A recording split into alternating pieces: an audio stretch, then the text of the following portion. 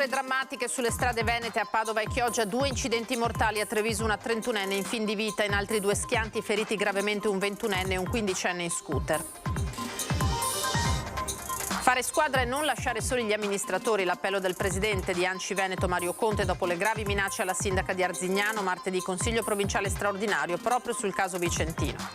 Per effetto della legge Cartabia, la ministra brasiliana, ospite della Biennale, borseggiata a Venezia, non può denunciare il furto in quanto turista provvisoriamente in Italia. Il paradosso scatena l'ira di Confturismo è come dire ai ladri: venite qui.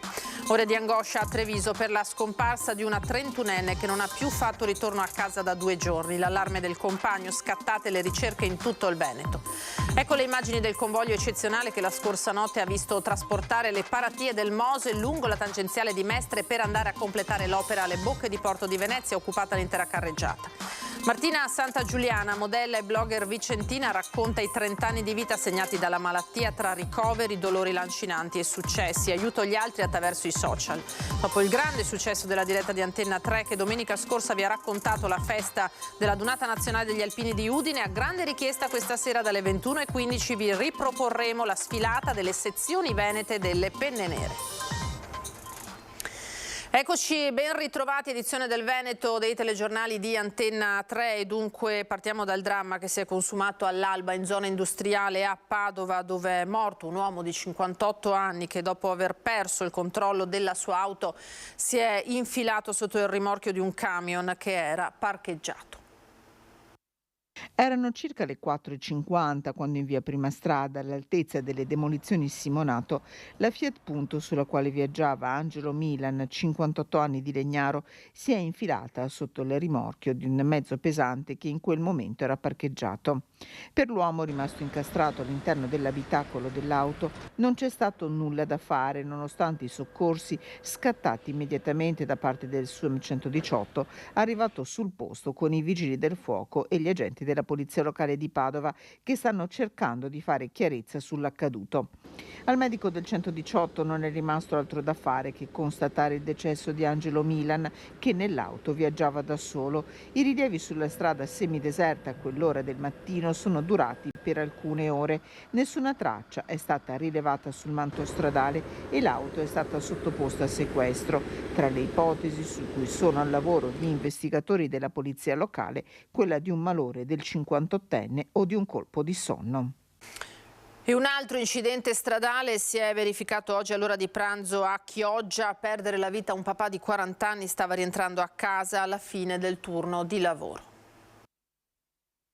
Aveva appena terminato di lavorare, stava dirigendosi verso casa in direzione Rosolina quando, forse a causa dell'asfalto sdrucciolevole per la pioggia ed ora al vaglio della Polizia Locale di Chioggia, verso le 13 ha perso il controllo del suo Fiat Ducato che si è rovesciato lungo la carreggiata con l'artigiano rimasto inesorabilmente schiacciato, perdendo la vita.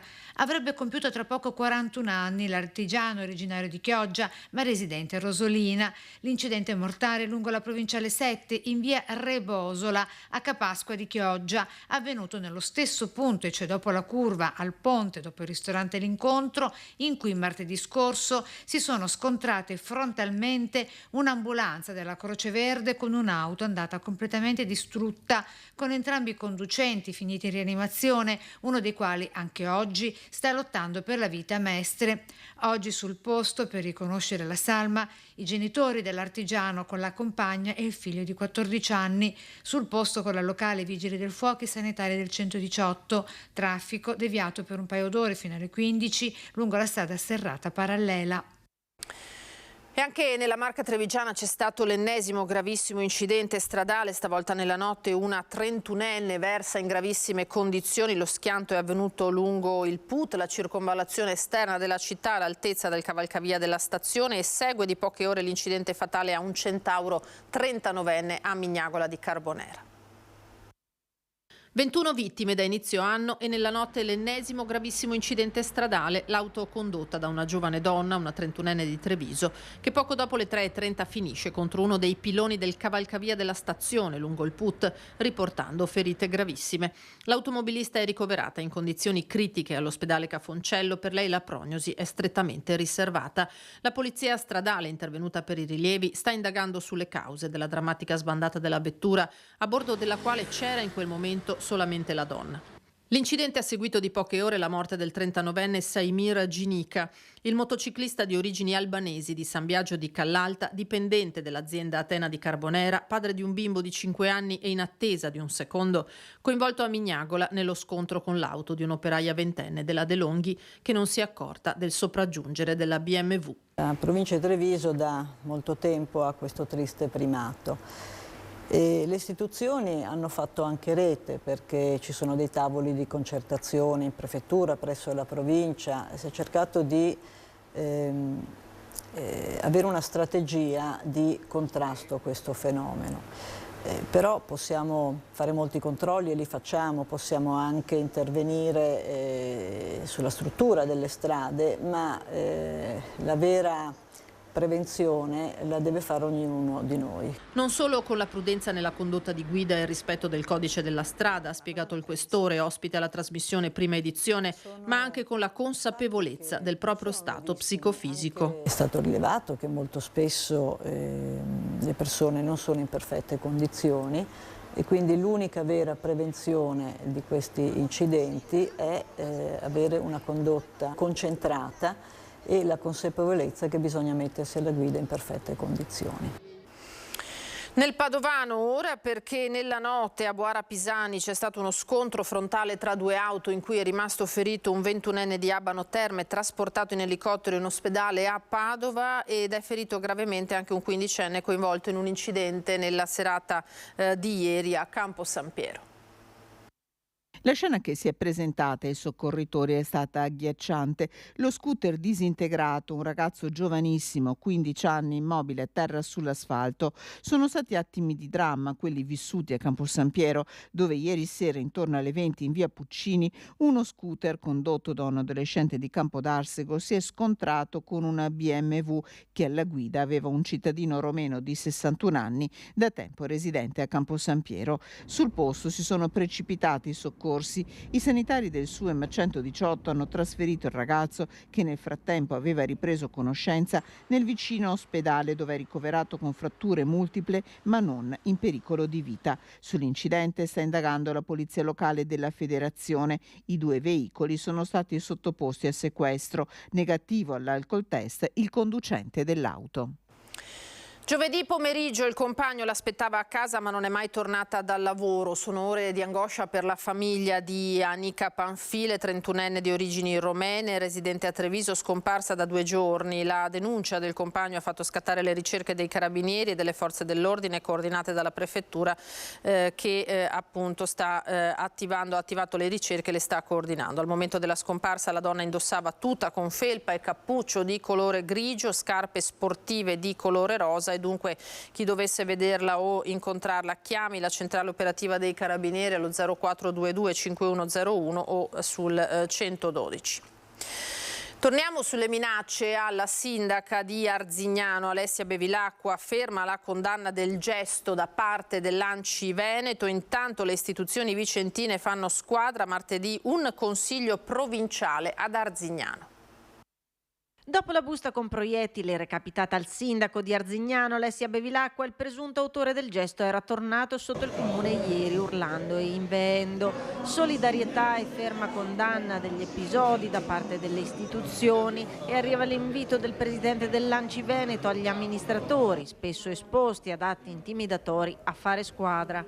È l'ennesimo atto intimidatorio e minaccia nei confronti di un sindaco. Tutta la nostra solidarietà e vicinanza al sindaco Bevilacqua. Ricevere questo tipo di intimidazioni anche addirittura attraverso buste con pallottole è davvero sgradevole e mina quella sicurezza e serenità che devono essere invece una delle caratteristiche di coloro che decidono di amministrare il bene comune e di servire la propria comunità. Quindi condanniamo convintamente questi gesti. La cosa che dobbiamo evitare è che il sindaco si senta da sola, no? Intanto per martedì 23 maggio è stato convocato un consiglio provinciale straordinario ad Arzignano in cui saranno invitati tutti i sindaci dell'area proprio per manifestare vicinanza e solidarietà alla prima cittadina, bersaglio delle minacce da parte dell'uomo che è stato denunciato e destinatario di un avviso orale emesso dal questore, oltre ad essere stato sottoposto a vari divieti, tra cui quello di possedere armi e liquidi idonei idonei ad arrecare offese alle persone.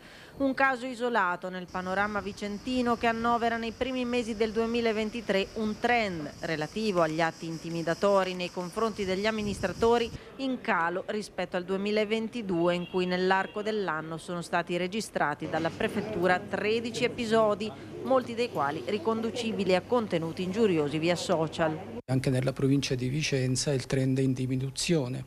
Tra l'altro l'Osservatorio Nazionale per la valutazione e l'esame degli atti intimidatori nei confronti degli amministratori ha confermato questo trend in diminuzione che già si era registrato nel 2022, quindi anche nel primo trimestre del 2023 è confermato il dato in decremento. Per effetto della legge Cartabia, la ministra brasiliana, ospite della Biennale e borseggiata a Venezia, non può denunciare il furto in quanto turista provvisoriamente in Italia. Il paradosso scatena l'ira degli albergatori, intanto la donna ha ricevuto le scuse della città dal prefetto. Il borseggio avvenuto nei giorni scorsi a danno del ministro della cultura brasiliano Margareth Menezes mentre viaggiava su un vaporetto ha scatenato la reazione del presidente di Confturismo Veneto. Pare che sia una modifica apportata con la legge Cartabia per cui il cittadino italiano deve sporgere denuncia perché si possa perseguire lo spacciatore, mentre il cittadino straniero, se è straniero residente stabile in Italia, può farlo. Il cittadino di passaggio, lega turista, non può farlo. Allora questo significa comunicare ai malviventi nostrani, quelli abusivi sul territorio dello Stato e a tutti quelli del Mediterraneo: venite in Italia perché in Italia potete scippare i turisti tranquillamente e non vi succederà nulla. Michielli si è appellato al ministro alla giustizia Carlo Nordio. Confido nella sensibilità del ministro Nordio che, avendo operato tra l'altro a Venezia, risiedendo a Treviso, capisce cosa significa il concetto di ospitalità per il nostro paese. L'ospitalità si basa su due cose, lo prova lei, lo provo io, lo prova chiunque ci stia sentendo quando va all'estero. Dove vado? Vado in un paese dove sono sicuro e ho una buona sanità. E qualora questo messaggio passasse, e a questo punto passa per forza perché è finito sui giornali, lei si immagini a cosa potenzialmente possiamo andare incontro con la stagione estiva. Intanto la ministra Menezes, che era a Venezia per la Biennale di Architettura, è stata ricevuta dal prefetto di Bari, che le ha espresso la propria vicinanza e quella delle istituzioni per il furto subito. Come era stato annunciato giorni fa, la scorsa notte un convoglio composto da 4 mezzi speciali ha attraversato l'autostrada A4, il passante di Mestre, e la A57 tangenziale di Mestre, uscendo allo svincolo di Mira Oriago per trasportare i manufatti che andranno a comporre le paratie del Mose alle bocche di porto della Laguna di Venezia. Un trasporto unico nel suo genere, soprattutto per le dimensioni. È stata infatti occupata tutta la carreggiata, come vedete.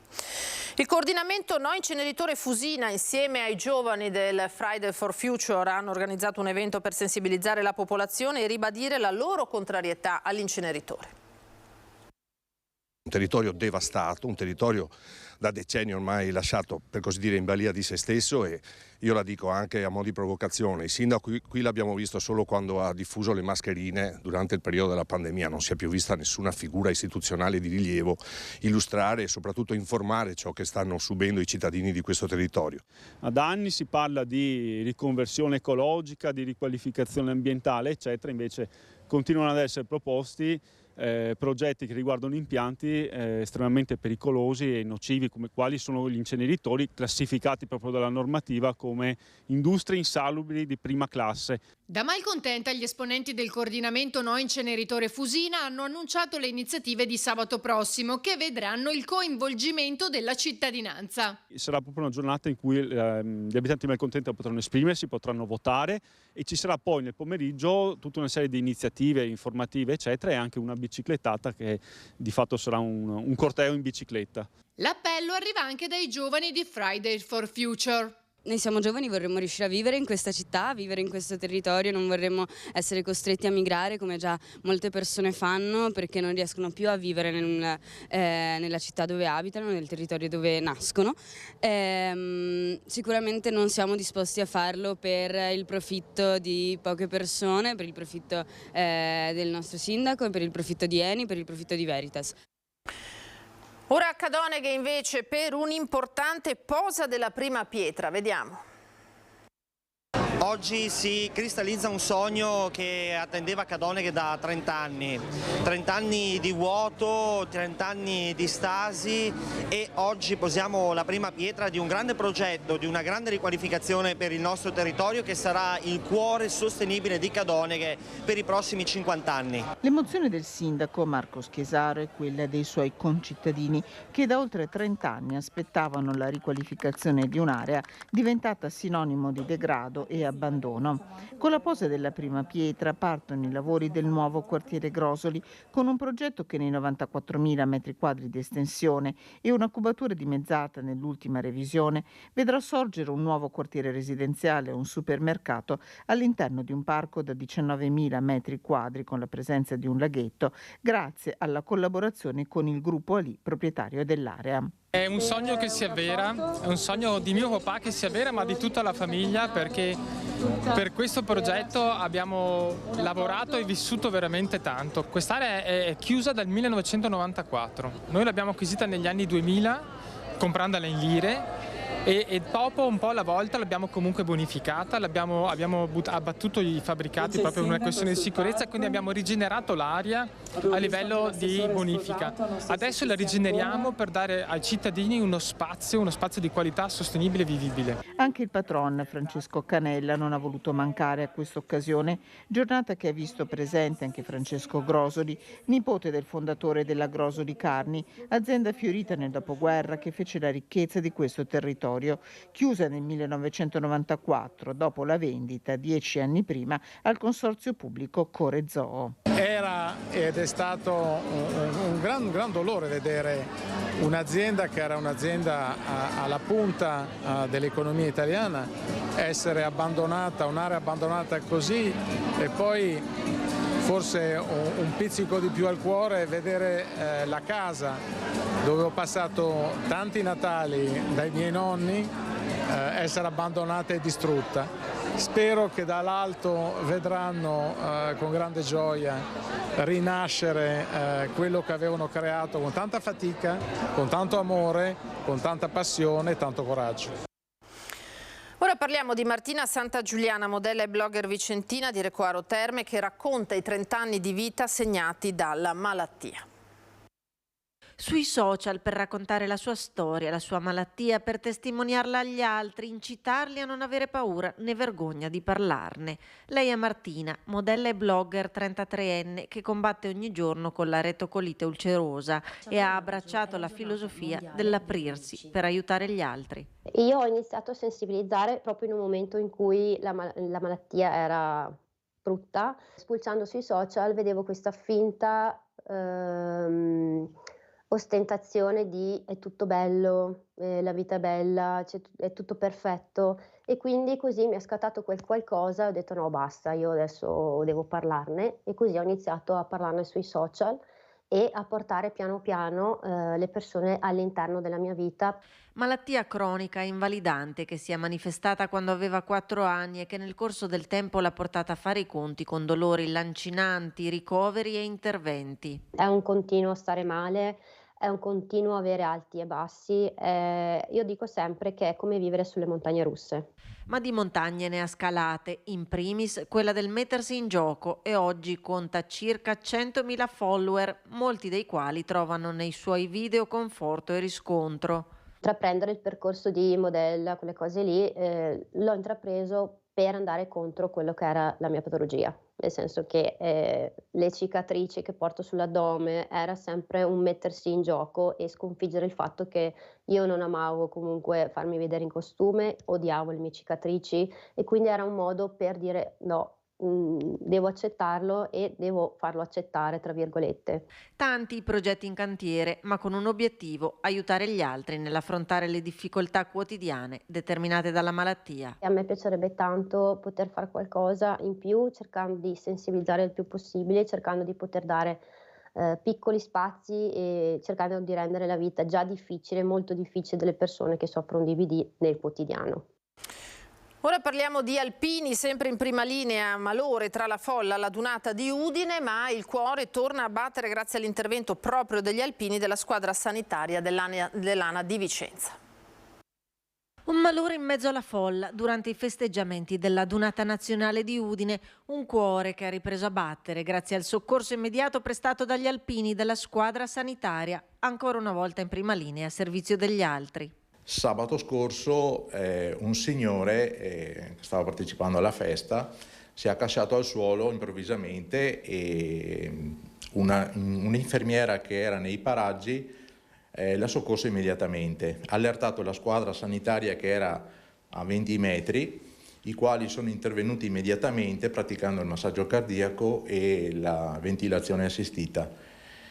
Sono state applicate le placche del defibrillatore, è stato defibrillato, nel frattempo è arrivato il 118, un nostro collega è salito in ambulanza assieme al personale del 118, continuando a praticare il massaggio cardiaco, è stato portato in ospedale per le cure del caso e fortunatamente il signore ne è venuto fuori e sta bene. L'intervento è stato effettuato da una squadra congiunta, tra cui un vicentino. Nella squadra c'era un collega di Vicenza, un collega di Padova, uno di Bergamo e uno di Torino. È importante perché si lavora in sinergia, si fanno esercitazioni congiunte in modo tale da poter lavorare appunto in maniera perfetta e appunto in sinergia.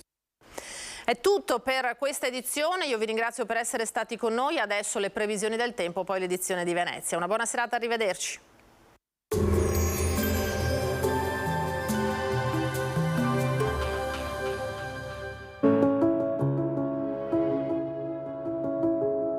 Ad accogliervi sarà Conegliano. Bentrovati al meteo. La pressione atmosferica inizia ad aumentare, tempo generalmente più asciutto. Vediamo il dettaglio di domenica 21 maggio. Sul Veneto avremo un ampio soleggiamento con addensamenti nuvolosi nelle prime ore, poi alternati a spazi di sereno, non del tutto esclusi dei veloci temporali sui rilievi. Temperature in locale aumento, minime tra 12 e 16 gradi, massime tra i 24 e i 26 gradi. Ci spostiamo ora sul Friuli Venezia Giulia. Anche in questo caso cielo sereno, in prevalenza poco nuvoloso, con qualche temporale pomeridiano sulle zone montane. Soffierà ancora bora moderata su pianura e costa. Temperature minime sui 15-17 gradi, massime intorno ai 25-27 gradi. Infine diamo uno sguardo al Trentino Alto Adige, dove la giornata inizierà con nuvolosità variabile. Con il passare delle ore il sole sarà più presente. Temperature minime intorno ai 14 gradi, massime infine sui 26 all'incirca. Dal meteo per ora è tutto, vi auguro un buon proseguimento in nostra compagnia.